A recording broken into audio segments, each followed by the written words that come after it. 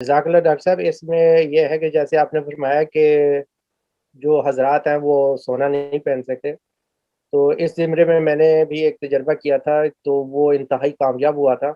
वो ये है कि रात को चूड़ियाँ या ज़ेवर सोने का भिगो के रख दें पानी में, उसमें इलेक्ट्रोलाइसिस उसका पैदा हो जाता है।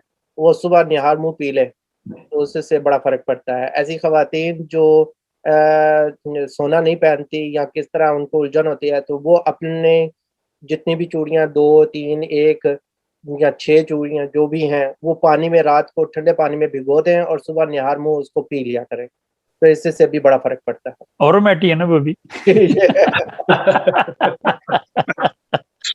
ये उसी के मुतालिक मैंने कहा है कि आप एक ही बात का ये, क्योंकि आरम मैच दिल की और दिमाग की नसों को और गुर्दे की नसों को फ्लेक्सिबल करती है।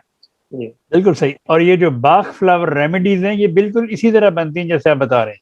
सही, सही। अच्छा, मैं ये एक